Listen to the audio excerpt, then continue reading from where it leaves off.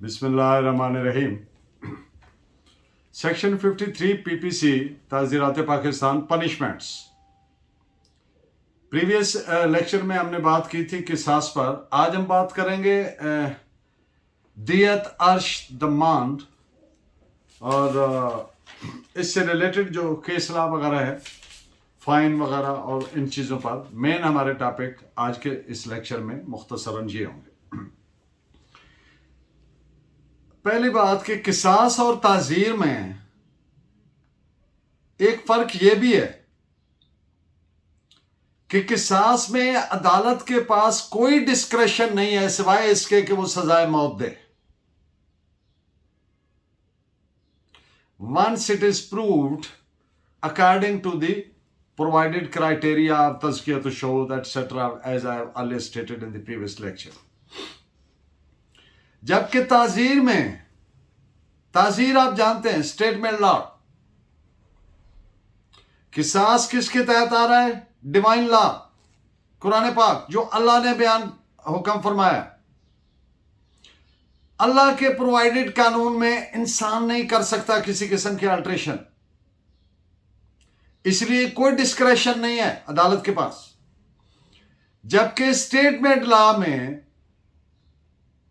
कोई फिक्सेशन नहीं की गई, बल्कि कोर्ट के इख्तियार में रखा गया है कि वो हालात वाक़यात के मुताबिक चाहे तो सजाए मौत दे कत्ल के जुर्म में, चाहे वो लाइफ इम्प्रिजनमेंट फॉर लाइफ करे यानी उम्र कैद करे वगैरह वगैरह। तो ये भी एक इनमें फर्क है।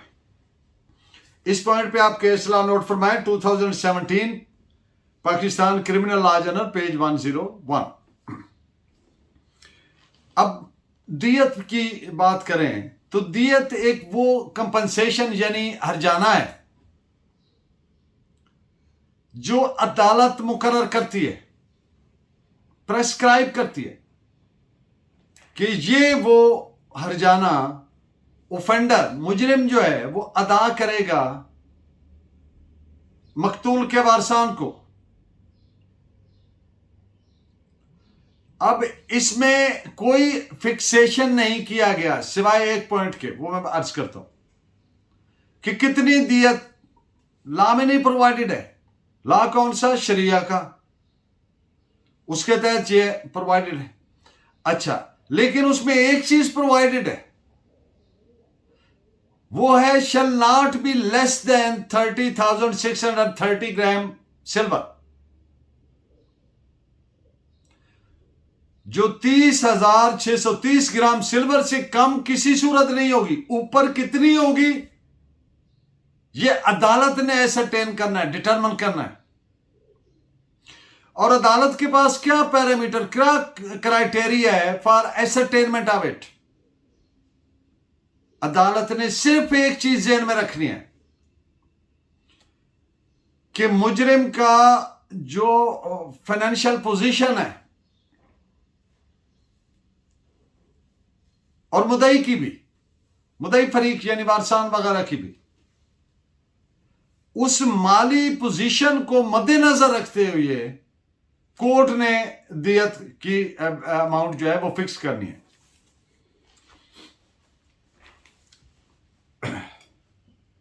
इस पॉइंट पे पीएलडी 2002 लाहौर पेज 482, इस पॉइंट पे आप नोट फरमाएं। ये दुरुस्त है सेक्शन 299 पीपीसी, उसमें जैसा कि प्रोवाइड किया गया है कि जो दियत अर्श और दमान है ये कंपनसेटरी इन नेचर है, यानी हर्जाना की सूरत में प्रोवाइडेड है। लेकिन अगर आप सेक्शन 43 पीपीसी को देखें तो ये हकीकत भी अपनी जगह पे नॉनदलेस इट एग्जिस्ट, ये फिर भी मौजूद है कि जो दियत अर्श और दमान ऐसे ही पनिशमेंट्स हैं, सजाएं हैं, जैसे इम्प्रिजनमेंट, फाइन या दीगर सजाएं हैं, जैसे उम्र कैद है या दीगर सजाएं हैं, फुल फीचर ऑफ प्रॉपर्टी है, जायदाद जब्त करना वगैरह, ये उसी तरह की सजा है, पनिशमेंट्स हैं ये in their own rights. So no doubt they are compensatory in nature, but at the same very time they are substantive punishments. इस पॉइंट पे PLD 1999 लाहौर पेज 262।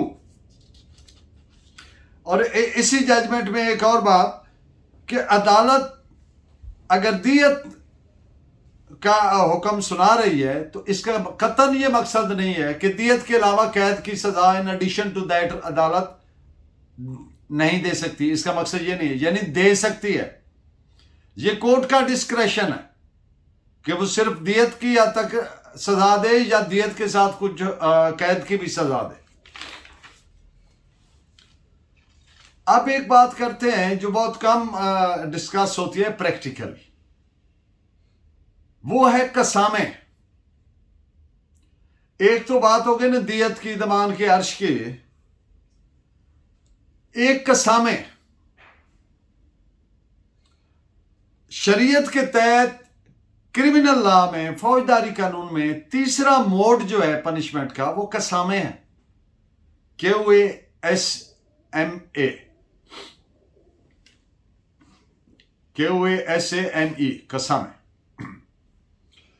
तो शरीयत के मुताबिक जब कोई कत्ल अनट्रेस्ड रहे, उसका कोई सुराग ही न मिले, किसी अबंडेंट प्लेस पे, अननोन जगह पे, नामालूम जगह पे, कौन मार गया, क्यों मार गया, अगर ऐसी सूरत हाल हो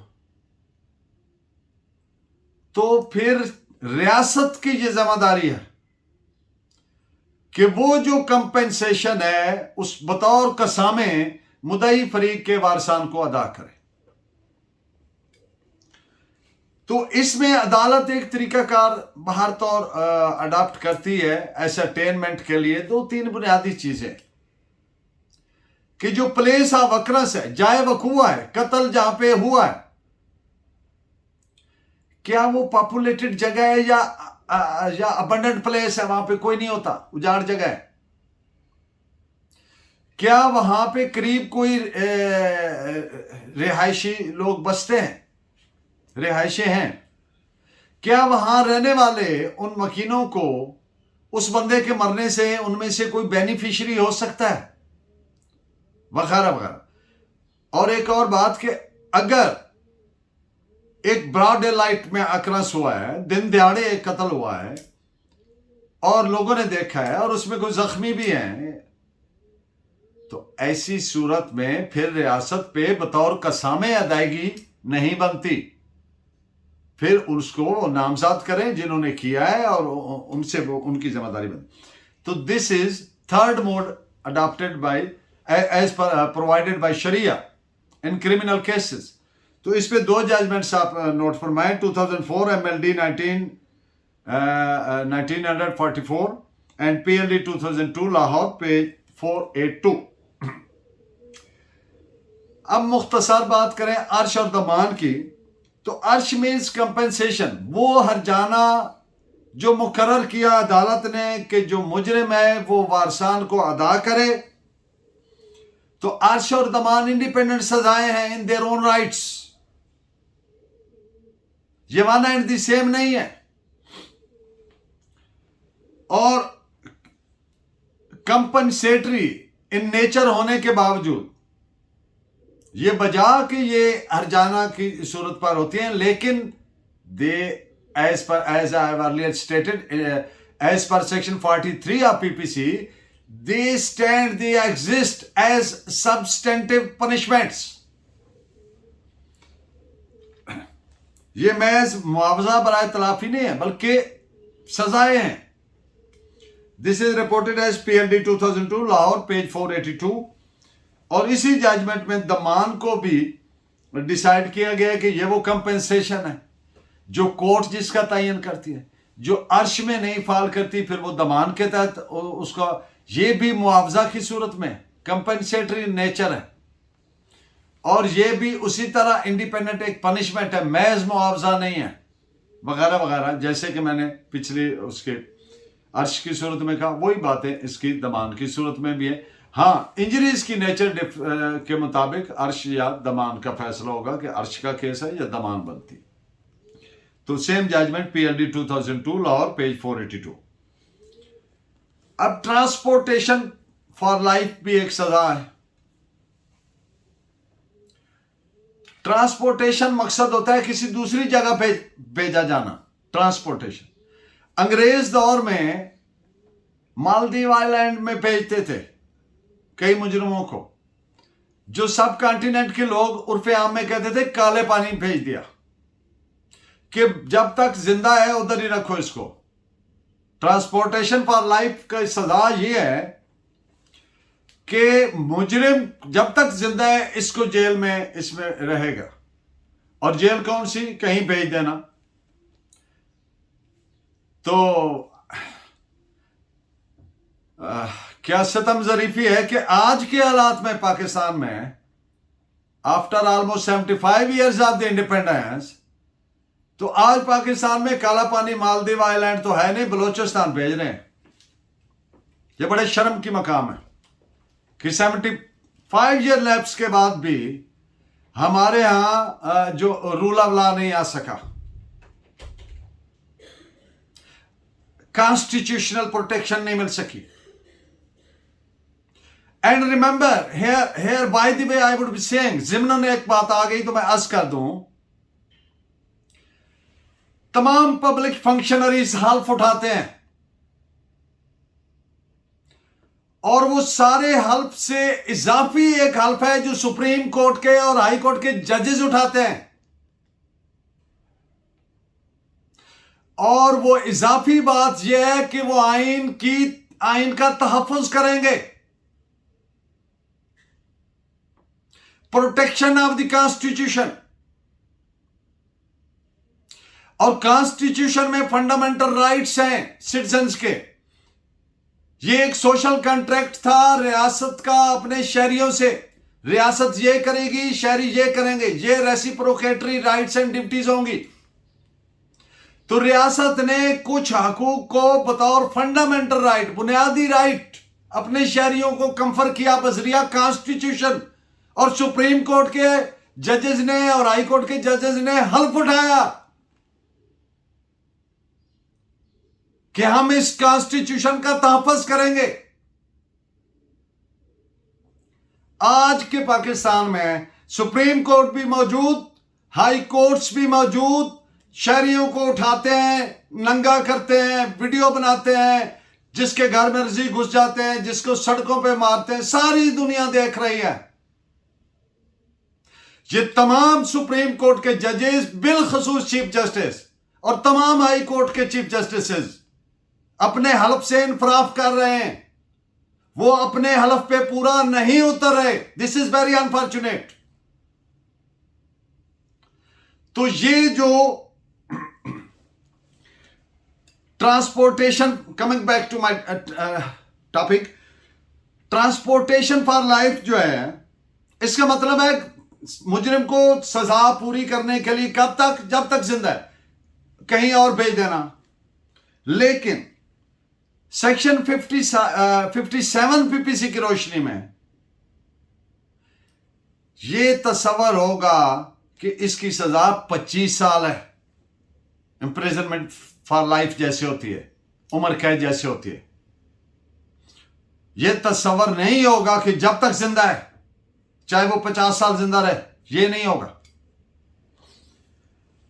और प्रोविंशियल गवर्नमेंट को अकॉर्डिंग टू लॉ सर्टन वो प्रोविजंस हैं जिनके तहत वो आफ्टर पासिंग 14 ईयर्स उसको रिलीज कर सकती है। इस बात पे दो जजमेंट लिखे, 1981 SCMR page 422 and PLD 1968 Lahore page 1।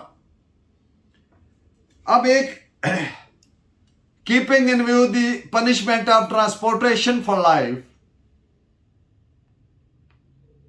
वो काला पानी भेजना या बलोचिस्तान भेजना, इस्लाम ने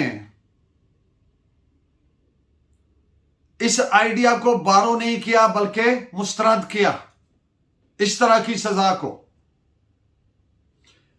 क्यों? इसलिए कि जो अल्लाह ने इंसान को बेस्टो किया है, अता किया है शर्फ इंसानी, dignity of man, article 18 of the constitution of so called constitution of Pakistan, जिसको तमाशा बनाया जा रहा है, हर रोज वायलेशन हो रही है। ये फंडामेंटल राइट है। तो ये जो शर्फ इंसानी अल्लाह तबारक ताला ने हर इंसान को अदा किया, वो कोई हो, ये उसके खिलाफ है, ये उसके खिलाफ है। इस्लाम का जो मंशा है वो 3 लोगों पर, सब मुसलमानों को हुक्म है कि इन पर आपने रहमदिली करनी है। वो 3 लोग कौन से हैं? वो लोग जो कैद में हैं, नंबर 1। वो लोग जो गुलामी में हैं, नंबर 2। और नंबर 3, वो लोग जो कर्ज के बोझ थले दबे हुए हैं। तो इस्लाम मुसलमानों से ये रिक्वायर करता है कि इन पर रहम खाओ, इनकी गर्दनें छुड़ाओ, इनकी गर्दनें बचाओ, इस बोझ के नीचे से इनकी गर्दनें निकालो, इन पर रहम खाओ और इन पर खर्च करो।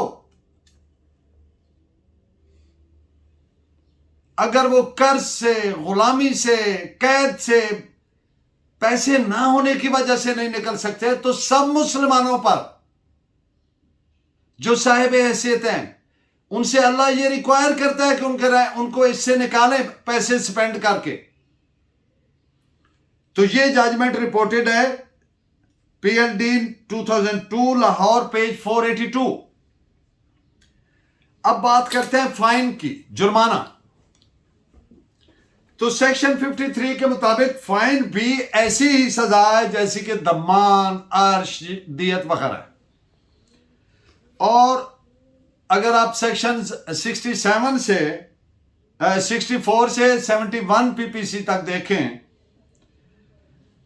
तो वो इस चीज को वजाहत से, सराहत से बयान करती हैं कि अगर कोई शख्स जिस पे ऑनरेबल कोर्ट ने जुर्माने की सजा आयद की है और वो जुर्माना अदा नहीं करता, तो वो कैद में रहेगा जब तक कि वो जुर्माना अदा नहीं करता। एक बात। लेकिन सेक्शन 67 PPC ये कहती है कि वो मैक्सिमम अदम अदायगी की वजह से मैक्सिमम 6 माह के लिए अंदर रखा जा सकता है। और ये 6 माह का दौरानिया, आपको पता है कैद 2 तरह की होती है, रिगरस इंप्रिजनमेंट, कैद बामुशक्कत, और दूसरी सिंपल इंप्रिजनमेंट, आम कैद, जिसमें मुशक्कत वगैरह नहीं ली जाती कैदी से। तो ये जो 6 माह होंगे ये सिंपल इंप्रिजनमेंट होगी, रिगरस नहीं होगी। 6 माह के बाद उसको रिहा कर दिया जाएगा, इक्विवेलेंट मुनासिब श्योरिटी लेकर कोर्ट उसको बेल पे रिहा कर सकती है। लेकिन जो लाइबिलिटी टू पे है वो मौजूद रहेगी, वो खत्म नहीं हो जाएगी। ये सूरत हाल जो मैंने अर्ज की, ये चाहे सिविल केसेस में अदम अदायगी की वजह है या जो आप जानते हैं सेक्शन 544A CRPC में के तहत को अदायगी उसकी लाइबिलिटी बनाई गई है बतौर सजा, बतौर कंपनसेशन, तो ये सब पर लागू होगी, तमाम सूरत हाल हाय पर ये लागू होगी।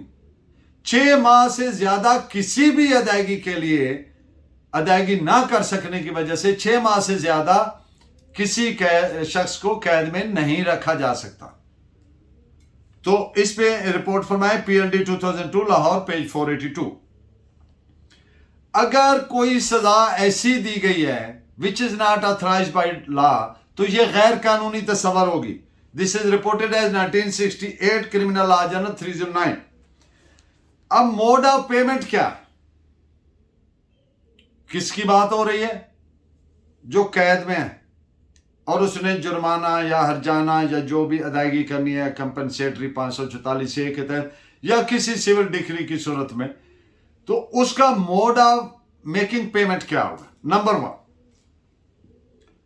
बसूरत फाइनल फैसला जब हो गया, आमतौर पर ट्रायल कोर्ट के फैसले के बाद, लेकिन अगर अपील हुई है तो फिर अपील के फैसले के बाद, तो 3 साल के अंदर अंदर पेमेंट करनी है। ये लमसम में भी हो सकती है, यानी यकमुश्त भी इसकी अदायगी हो सकती है और इसकी इंस्टॉलमेंट्स भी की जा सकती है, ये कोर्ट करेगी। और दूसरी बात, बसूरत अदम अदायगी दियत, दमान, अर्श, फाइन जो भी है जिसकी अदायगी की लाइबिलिटी है, मुजरिम अदा करने का जिम्मेदार है, तो he shall be kept in jail, उसको until he makes full payment, जब तक कोई इस तमाम की अदायगी नहीं करता वो जेल में रहेगा। दूसरी बात। अब तीसरी बात, मुजरिम को जो टाइम दिया गया कि आप अदा करें और उसने कहा मैं तो कर ही नहीं सकता, मैं बंद पड़ूं, मुझे आप रिहा कर दें अगर, तो मैं मेहनत मजदूरी करके कमा के ये किस्तों में अदा कर दूंगा 3 साल के अंदर, तो फिर अदालत में, आप जानते हैं मे मतलब मे नॉट एज वेल, यानी अगर ये डिस्क्रिशन आ जाता है कोर्ट का, सवाबदीद आ जाती है कि अगर वो हालातों वाकयात के मुताबिक समझे कि ये हाँ ठीक है मुनासिब है, तो फिर कोर्ट में रिलीज हिम, उससे छोटी लेगी किसके मुताबिक? इक्विवेलेंट टू दैट, जो उसने अदायगी करने का पाबंद है उसके मसावी छोटी लेगी और उसको जमानत पे रिलीज कर देगी। और आखिरी बात, अगर मुजरिम ने रकम जो उस वाजिबुल अदा है, दियत, अर्श, दमान या जो भी उसने उस पे है, और उसने अदायगी नहीं की और वो मर गया जेल में, या जेल से जमानत पर आया था और मर गया, कोई भी सूरत हो, तो ये लायबिलिटी खत्म नहीं होगी, ये फिर उसके तरका से, एस्टेट से वसूल की जाएगी। इन पॉइंट्स पे ये मोड्स ऑफ पेमेंट्स हैं, these are provided by sections 331, 337X और 337Y PPC, स्टैट्यूटरी प्रोविजंस है। अब मैंने एक अर्ज किया था प्रीवियस लेक्चर में, एक बात आपसे की थी कि अगर किसास के तहत एक शख्स को कत्ल की सजा हुई है, सजाए मौत हो गई, लेकिन जो वारसान हैं उनमें से किसी एक ने सुलह कर ली, तो फिर वो सजा नहीं दी जाएगी। किसकी सूरत में मैंने बात की थी? किसास की सूरत में। लेकिन ताजीर की सूरत में अगर एक वारिस ने मुजरिम से सुलह कर ली, वन ऑफ द वारिस, लीगल एयर, तो मैं इस वजह से सजाए मौत को उम्र कैद में तब्दील या कम नहीं किया जाएगा। This is reported as 2015 SCMR page 1064। और जो सेक्शन 299 PPC है, इसकी वजह से दियत जो है ये सिर्फ और सिर्फ कत्ल के केसों से रिलेटेड है। दियत is relevant only to the cases of murder, और या इसको यूं कह लें, only in a case of death. This is reported as 2019 SCMR page 537। अब वो जो मैंने पहले एक अभी अर्ज किया कि अगर मुजरिम तो की अपील पेंडिंग है, सजाए मौत का कैदी है, अपील उसकी हाई कोर्ट में या सुप्रीम कोर्ट में पेंडिंग है, और वो बंदा फौत हो गया, मुजरिम, तो ये फौत हो जाने के अमल से लायबिलिटी खत्म नहीं होगी, एब्जॉल्व नहीं होगी, उसकी तरका से, एस्टेट से वसूल की जाएगी। इस पे आप सुप्रीम कोर्ट की एक जजमेंट नोट फरमाएं, 2019 SCMR पेज 1144। Thank you very much. Keep watching and guiding me by your valuable comments. Allah ne ke baad.